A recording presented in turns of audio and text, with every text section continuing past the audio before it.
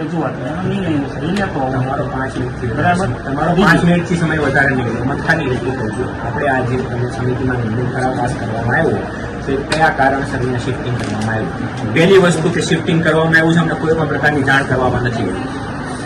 બાળકો અમારા છે, અમારે ભણાવવાના છે, બરોબર. હા, હું જાણું જ છું. તમે મને જવાબ દેશે એટલે હું તમને આપીશ. મને એ વસ્તુ લેખિતમાં જણાવો. આ વસ્તુ છે, તમે કહેતા હોય તો હું તમને એ વસ્તુ હતી છે ને હમણાં ઉભો લખીને આપું છું. આ બાળકોને કાંઈ પણ થશે ને એની જવાબદારી સ્કૂલની અને સમિતિની રહેશે. મેં તમને શું કીધું સાહેબ, આ પહેલો દિવસ છે, બધી બાજુથી અટવાવાનું થાય બધાને. એટલે તો એક બેનને અમે નવા એડમિશન આવતો હોય એનું કામ શોધતું બરાબર, એક બાજુ કોઈ એલસી લેવા આવતું હોય એનું કામ શોધતું છે. અત્યારે અહીંયા હું બેઠો છું, તમે આ રજૂઆત લઈને તમે હમણાં આવ્યા, હું આ ભાઈ આપ્યું તરત હું હમણાં ત્યાંથી છે ને એ બે છોકરાની સાથે એટલા માટે મારે નથી ત્યાં હું કહું છું બીજી વસ્તુ સાંભળો એ એમ કે નથી ફેરવવાની તો હું તમ કરીને પાછો જ પણ અત્યારે જે છે એ પરિસ્થિતિ બાળકોને મોકલો તમે નથી લીધો, શાસના અધિકારી લીધો. અમને હું બ્લેમ નથી કરતો, પણ અત્યારે તો ઓથોરિટી તમે છો. એટલે હું તમને ખાલી જસ્ટ બે સવાલ પૂછું.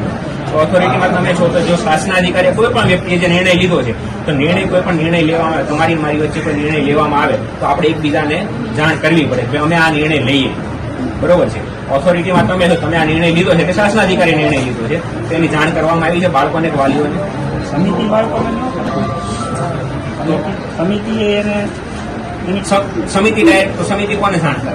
એને ઠરાવ એને સમિતિની મિટિંગમાં ઠરાવમાં લીધું હોય કે આ ફેરવવાની છે એટલે એને નિર્ણય પ્રમાણે મને લેટર મોકલો. હા, તમને તમારે તમને ફેરવવા આપણે પ્રયત્ન કર્યા પણ એ કઈ પરિણામ ન મળ્યું એટલે આપણે તમને એ લોકો ઠરાવ મોકલો તો તમે વાલીઓને લેટર મોકલે જે કાંઈ પણ જે કહેવાતું એ કાગળ મોકલું.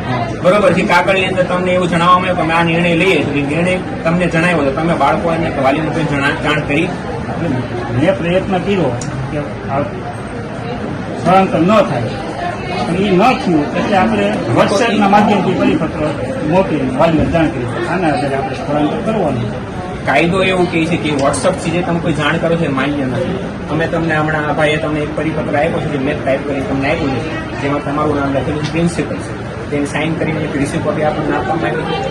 બરોબર. બીજી વસ્તુ કે તમે આવા જે કાંઈ પણ નિર્ણય તમે લીધો છે એ તમે બાળકોને જાણ નથી કરી. હવે બાળકોને તમે અહીંયા બહાર જઈને જોઈ લો કઈ જગ્યાએ બેઠેલા છે. બીજી વસ્તુ મારી વાત સાંભળો, બીજી વસ્તુ પોલીસ સ્કૂલમાં બાળકો ડોમની અંદર બેઠા. બરોબર છે. હવે ત્યાં હું અત્યારે જઈને આવ્યો, બે બાળકો ચક્કર ખાઈને સાઈડમાં પડ્યા છે. બરોબર છે. કોઈ પણ બાળકને એના હેલ્થની સાથે કાંઈ પણ ચેડા થાય તો એની જવાબદારી કોણ લેશે? રોવે છે બાળક. હા, એની જવાબદારી કોણ લેશે? તમે લેશો? સમિતિ લેશે? આજે પહેલો દિવસ અહીંયા નવી જગ્યાએ આવ્યા છીએ. મારી વાત સાંભળો, આપણે કોઈ પણ સરકારી નિયમ એવું કહે છે, તમે કોઈ પણ થોડાક વાલીઓ હમણાં થોડાક દિવસ પહેલા ત્યાં ગયા હતા કાલ કે પરમ દિવસે, ત્યારે ત્યાંના પ્રિન્સિપલ કે ખબર નહીં કોણ હતું એ લોકો એવું કીધું કે ભાઈ તમે ભાડાના મકાનમાં રહેતા હોય તો અમારે તમને ખાલી કરાવવા હોય એ ક્યાંય જગ્યા ન હોય તો ખાલી કરાવવું પડે એમ. તો ભાડાના મકાનમાં તમે રહેતા, મારી વાત સાંભળો, ભાડાના મકાનમાં રહેતા તો ન્યાય 30 દિવસ અગાઉ તમને છે ને જાણ કરવી પડે કે તમારે ખાલી કરવું પડશે. આ તો બાળકના ભવિષ્યનો સવાલ છે. અહીંયા 5-10 વાલીઓ તો બહાર એવા છે જે લોકોને કઈ ખબર નથી પડતી શું કરવું હોય. હવે તમે જરાક જોઈને આવો, તમારા બાળકોને તમે આ જગ્યાએ ભણાવશો, આ રીતે આ ભવિષ્ય આપણું આ રીતે ઉજળું થાય એમ નહીં. એટલે આપણે ભાડું આ છીએ, આમ જરાક જઈને જુઓ તો ખરા. અને ઓલા પણ હું આ મીડિયા કે જે કોઈ પણ છે ને અહીંયા રેકોર્ડિંગ કરે છે ને બધાને કહું છું, આમાંથી કોઈ પણ બાળકને કાંઈ પણ છું ને એની તમામ જવાબદારી આ સ્કૂલના પ્રિન્સિપલની મતલબ આ સ્કૂલના ઓથોરિટી તરીકે તમારી અને શાસના અધિકારીની રહેશે. કોઈ પણ બાળકના હેલ્થની સાથે કાંઈ પણ છું તો એની જવાબદારી તમારી પાસે રહેશે. એટલે તમે શું આપે રમતદારી છે આ રીતે તમે લોકો એમને તમે અંદરો અંદર નિર્ણય લઈ લો એટલે સમિતિ નિર્ણય લો. સમિતિની અંદર કઈક તમારે સાધન વસાવવાના હોય, કઈક એની અંદર તમારે નવાજોની કરવાની, તેની તમારે પેલી સમિતિની અંદર ઠરાવ પાસ કરવાનો હોય તો તમારે કઈક કમિટી છે જગ્યાએથી ફેરવીએ છીએ. એટલે સર ફેરવે તો સામે જગ્યા તો જોઈએ ને, ઉપર ક્લાસ નહીં કહી નાખવાનો તમે લોકો એવું કહો છો કે અહીંયા જગ્યા નથી એટલે અહીંયા ગુજરાતીના વિદ્યાર્થી તમે વધી ગયા, તમે છેલ્લા 5 વર્ષથી ત્યાં નવું એડમિશન નથી આપતા. શિક્ષણ બગડ્યા છે.